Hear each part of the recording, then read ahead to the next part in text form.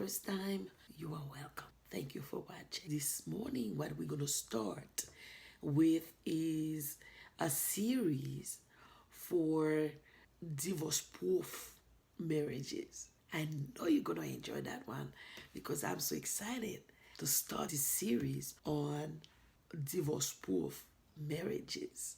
Let me tell you that little story. It may not be for all of you, but some of you will get something out of it, as usual.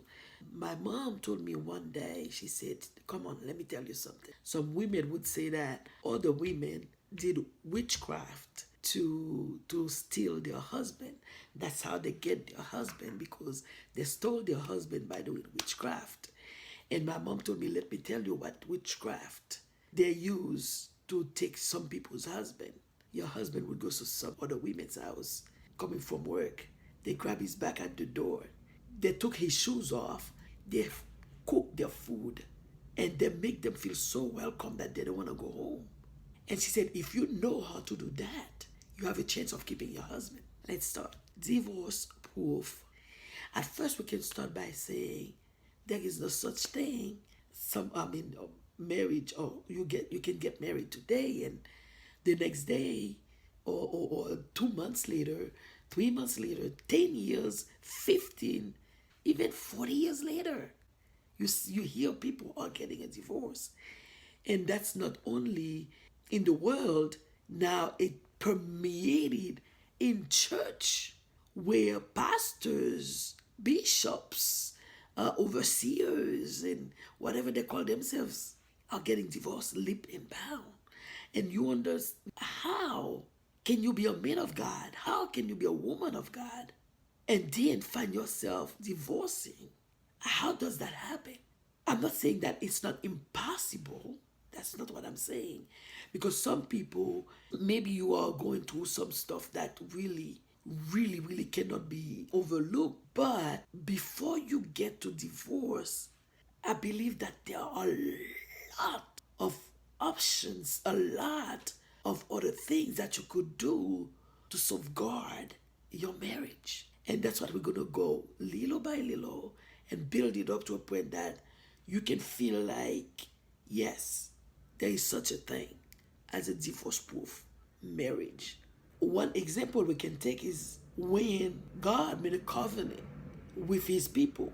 He is not a covenant breaker. No. How many times we have tried to break that covenant? A lot. But God is a covenant keeper. He doesn't break his covenant with his people. So with that said, when you say I do, for better or for worse, for richer, for poorer, in sickness and in health, until death do your part. If you are not dead and your husband is not dead, there is no way for you to get a divorce. Period. Or you don't know what you're talking about. Some stuff, you cannot get over them. Maybe not. If you don't tackle it, listen. I'm not saying that on your own you can sustain your marriage. What you need to do is let God be at the base of it. The one that's holding it up. The one that sustains it. And then you will see that you can do all things through Christ who strengthens you. Marriage is not easy. That's the most difficult thing that we have to do when we say I do. Because when we say I do today, we may say I don't even in the next few hours if it comes to us. Because to take two people that are different from each other, two people that were raised differently, two people that are stranger to each other, and then you put both of them in a house and you say live and prosper. It's not an easy thing. However, the love that brought you together, you need to understand it's not that love that's going to keep you together. It's crazy. I love you, I'm in love. Oh my gosh, I can't live without him. Listen, that love will not sustain your marriage. The sooner you know that, the better. Because everybody goes through that. After a week, 2 weeks, 3 weeks, 3 months, 4 months of marriage, you find out that I want a divorce. Yes, I want a divorce. I don't like him anymore. I don't love him anymore. I want a divorce because the one that I married is not the one that I see. No, the one you married is not the one that you've been living with. Because now you are living with someone and you are seeing all all the faults that you didn't see when you were dating or courting, and now you want to be separated. But once you make that covenant with the person and you say, I do for better or for worse, that means whatever that person comes with, you are willing to endure, you are willing to fight, you are willing to get together and say, listen, we are in a covenant. A covenant is something that is signed with blood. Blood covenant. Let me explain to you what the blood covenant is. The blood covenant is you, when you sleep with your husband the first time, blood is shed. That's a blood covenant. So when you say I do, you do until death separates you. Or I'm setting the introduction to how we're going to dissect how to make a marriage divorce proof. It is possible because with God, nothing is impossible. It is possible. Remember, you are in a covenant with your husband, with your wife, until death do your part. So in order to keep that covenant, both of you will want to fight.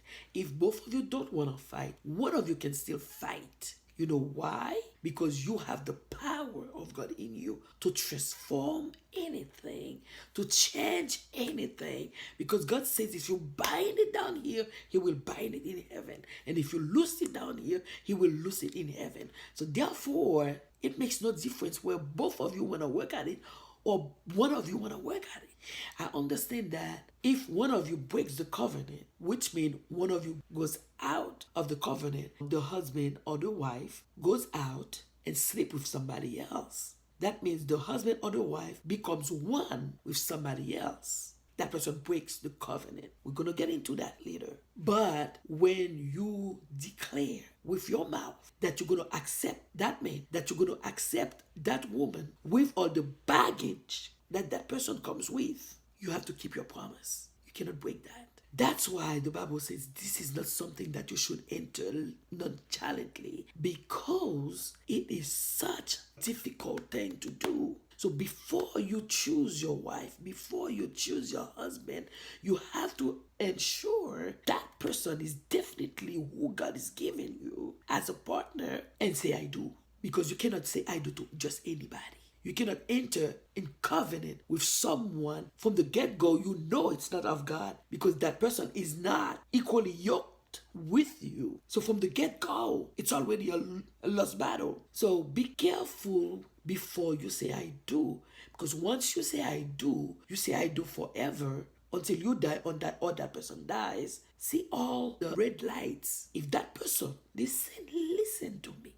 If that is much more for the younger people that are courting right now or are dating and they haven't made that decision yet, or those who are living together but they are not married yet. This is for you guys. Before you say I do, if the person you're courting or you're dating or you're living with right now doesn't treat you with respect and dignity, he is not the one. She is not the one. First, you have to be respectful toward one another. If that person is treating you, hey, woman, come here, that's not for you, because that's not who you are. You're a princess. Your dad is the King of Kings and the Lord of Lords. That person needs to treat you like a princess when you're courting or dating, and treat you with a queen when you're married. So if that person is disrespectful toward you while you're courting, he's going to get 100,000 times worse when he's married to you. Take my word for it. The best you're going to get out of that person is when you're courting or dating. They're opening the door for you to get in the car. They're pulling your chair at the restaurant for you to sit. They'll make sure that you are not on the side of the road when he's walking with you. He put you in the safe place and then walk on the side of the road just in case something were to happen. You know, those things you find when you're courting or dating. But if it's not happening when you're courting or dating, it's not going to happen after you get married. It's not. Because the best person you get is the one courting you, dating you. If the person comes to your house to pick you up, stayed outside and blow his horn and then you run to the car, when you get married, he may run you over. Because I tell you, he's going to get 100,000 times worse. Before you pick a man or a woman, you have to double, triple, quadruple check the person's character to see if it is something that you can live with or something that you cannot live with. If it is something that you can live with, you're going to need a lot of prayer to live with it anyway. You're going to have to deal with it. Work at it.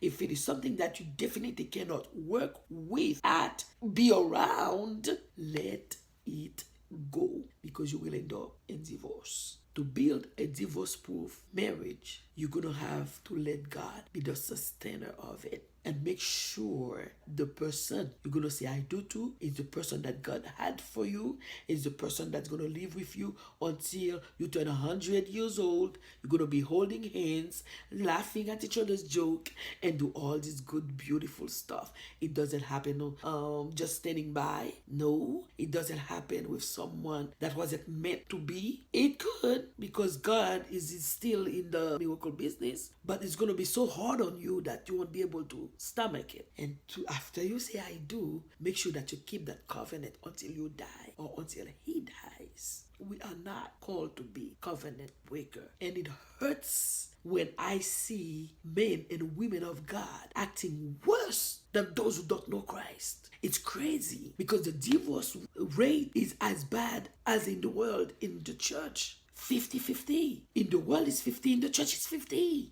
How can that be? When we have the agape love of God in us, we're going to talk about that too. How can that be? Preaching the gospel and divorcing your wife at the same time.